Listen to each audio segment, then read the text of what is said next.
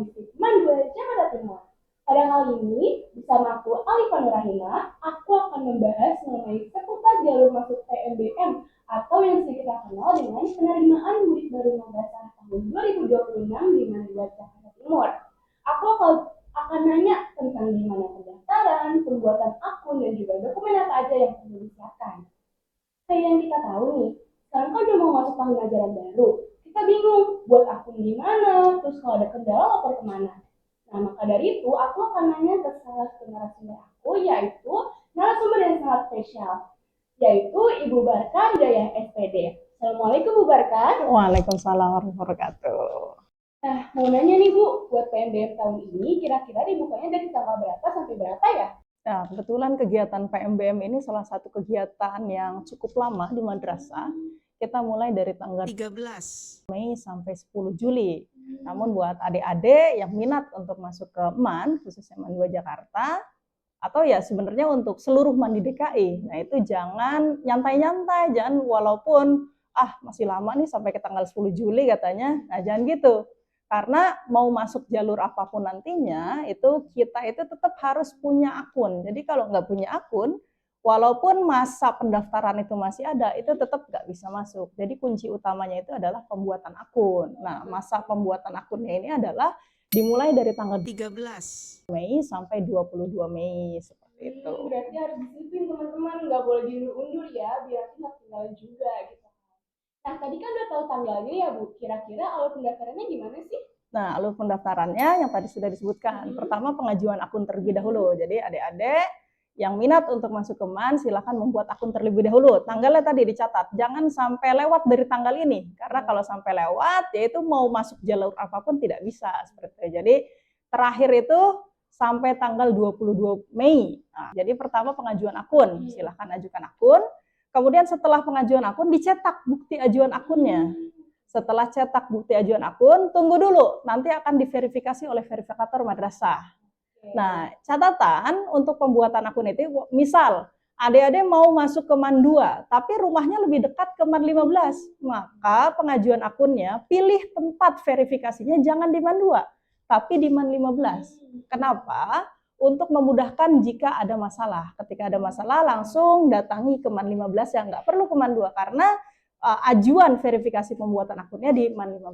Seperti itu. Jadi, mau ke madrasah manapun dia ingin mendaftar, kalau proses pengajuan akun itu tempat verifikasinya boleh di mana aja. Bahkan silakan cari madrasah yang paling dekat dengan rumah. Seperti itu. Jadi harus ada informasi yang ini banget ya teman-teman, supaya karena kan waktu itu saya pernah ketemu sama orang ya Bu, dia nanya MAN 2 ini pendaftarannya gimana. Nah ternyata tanggal yang dia nanya di sekolah ini sama tanggal pembuatan akun itu udah lewat.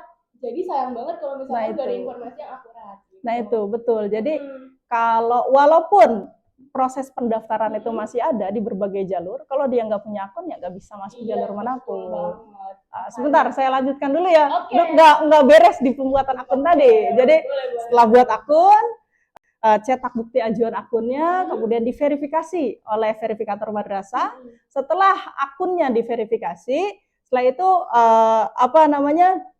ganti password kayak gitu. Melakukan ganti password, setelah ganti password baru mendaftar di jalur pendaftaran manapun, silakan nanti diikuti jadwalnya seperti itu. Kemudian setelah dinyatakan diterima, silakan melakukan daftar diri online melalui web tersebut, tidak perlu ke madrasah. Jadi daftar diri online terlebih dahulu. Setelah daftar diri online, baru kemudian pemberkasan manual ke madrasah, seperti itu. Oke, tadi kan udah dijelasin nih alurnya nih Bu ya. Kira-kira dokumennya perlu apa aja sih? Nah, ini ada dua kategori. Bagi adik-adik yang asal sekolahnya dari luar DKI ataupun dari dalam DKI. Kalau dari dalam DKI, ini cukup simpel, karena kalau di dalam DKI itu punya nomor Sidanira namanya. Jadi nanti adik-adik ketika proses pembuatan akun, tinggal input nomor Sidaniranya, kemudian upload kakak terbaru.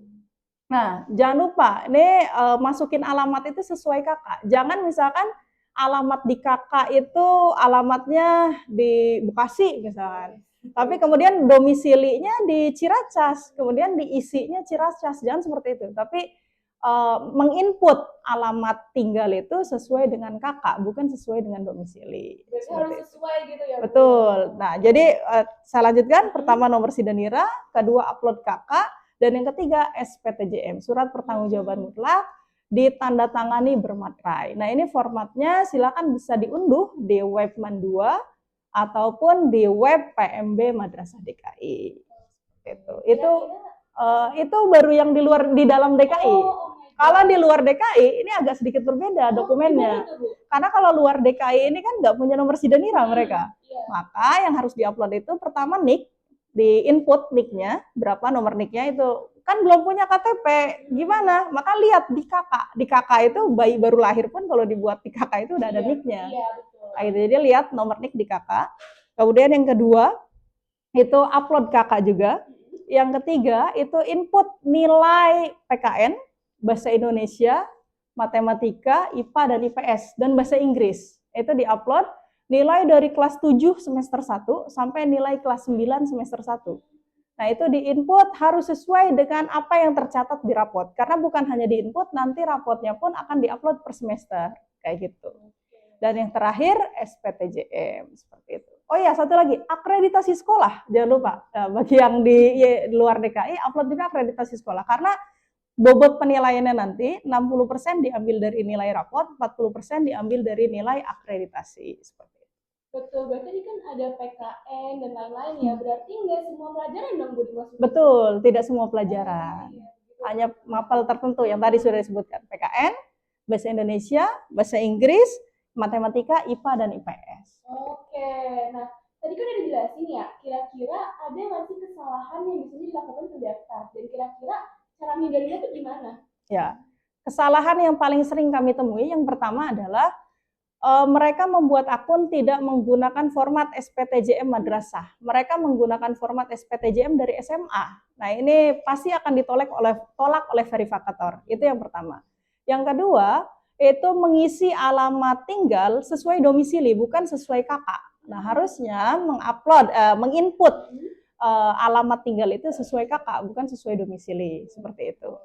Kemudian catatan penting untuk adik-adik, kalau misal pengajuan akunnya ditolak, maka itu selama masa daftar pengajuan akun itu masih ada sampai tanggal 22 Mei tadi, maka itu bisa mengajukan ulang. Jadi jangan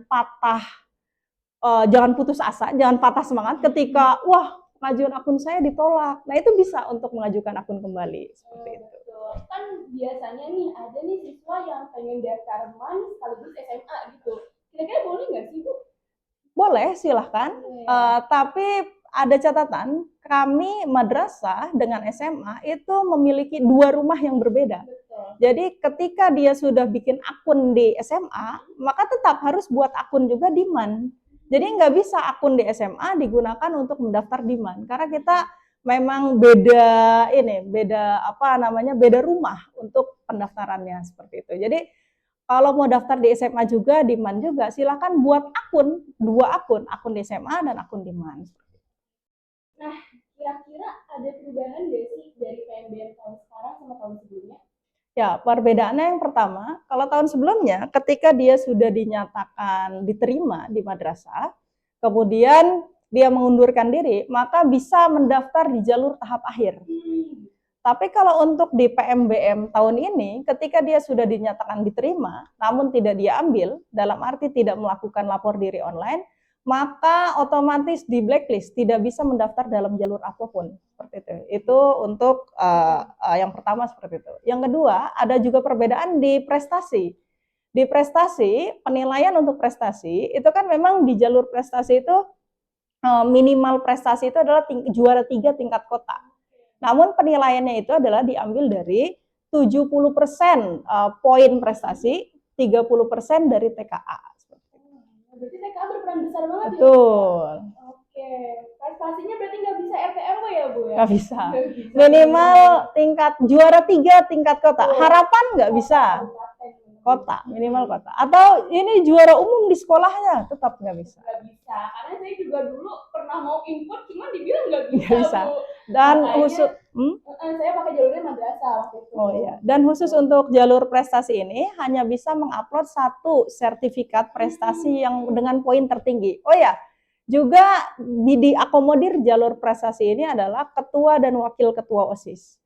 Bu, hanya pengurus OSIS atau BPH OSIS, bendahara, sekretaris, itu belum bisa. Yang diakomodir hanya ketua dan wakil ketua OSIS.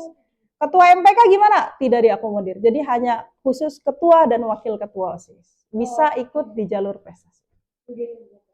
Nah, kalau pendaftaran tadi tuh kiranya transparansi dan bisa dipantau masyarakat nggak sih? Bisa dipantau, karena kan kita memang full seluruhnya itu online. Silakan setelah mendaftar, dicek terus di situsnya PMB Madrasah DKI.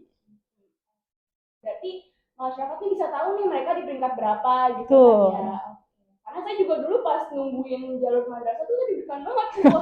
Wah, saya lempar kemana nih ntar kalau nggak kemana dua, tapi untungnya saya masih bertahan. Kalau waktu dulu Alifa sudah CBT atau belum? Atau murni menggunakan nilai rapot? Saya pakai rapot aja sih. Oh, nilai rapot. Kalau sekarang agak berbeda. 2 tahun ini udah agak berbeda juga nih. Kalau sekarang menggunakan CBT. Jadi dari nilai akhir rapot itu 60% nilai rapot, 40% nilai akreditasi sekolah, itu nanti nilai tertinggi yang berhak untuk ikut CBT itu ada 4 kali kuota.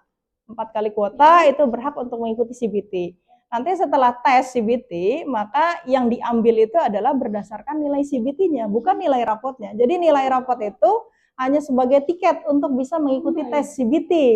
Dan kuotanya untuk bisa mengikuti tes CBT itu adalah 4 kali formasi. Jadi bertahap dan juga ini ya teman-teman.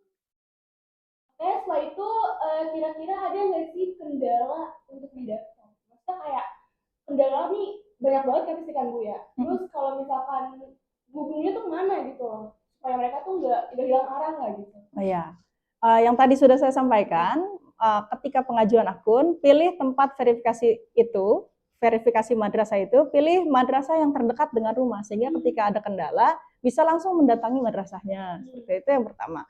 Khusus untuk yang memang Bu, memang saya verifikasinya di Mandua.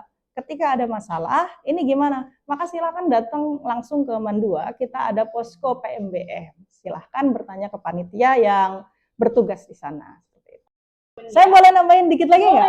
Kadang soalnya ini terjadi salah paham di sini. Di jalur tahfiz teman-teman. Memang jalur tahfiz itu kan minimal itu syarat itu 5 juz. Tapi syarat 5 juz dibuktikan dengan sertifikat atau syahadah dari lembaga yang kredibel ini hanya sebagai pintu masuk untuk bisa mengikuti tes tahfiznya. Sedangkan untuk nanti siapa yang lolosnya itu bukan berdasarkan sertifikatnya, tapi berdasarkan hasil tesnya. Jadi minimal punya 5 juz, hafalan 5 juz dibuktikan dengan sertifikat, itu hanya tiket masuk untuk bisa mengikuti tes. Misal seperti ini, ada nih sudah memiliki sertifikat tahfiz, itu 30 juz. Terus ada satu lagi temennya yang baru 7 juz misalkan. Tapi kemudian ketika dites, yang 7 juz, yang sertifikat 7 juz ini, mungkin. Jadi dia 7 juz ini hafal semua ketika dites. Sedangkan yang 30 juz tadi, yang memiliki sertifikat 30 juz tadi, misalkan hafalnya cuma 4 juz ketika dites, maka yang berhak lolos itu adalah yang memiliki 7 juz, bukan yang 30 juz tadi. Karena setelah dites, nyatanya yang betul hafal itu yang 7 juz tadi. Berarti bukan banyak-banyakan teman-teman, tapi bagaimana kalian tuh mengingat apa yang kalian hafal gitu.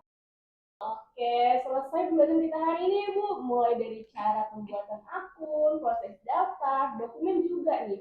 Buat teman-teman yang pengen daftar, bisa banget nih untuk langsung aja bikin akun ya teman-teman ya. Jangan lupa catat tanggalnya dan cari informasi di sosmed Mandua ataupun website Mandua. Makasih Bu Barka atas informasinya sama-sama. dan juga udah meluangkan waktu. Saya Alifa Rahimah sebagai host, pamit undur diri. Wassalamualaikum warahmatullahi wabarakatuh. Waalaikumsalam.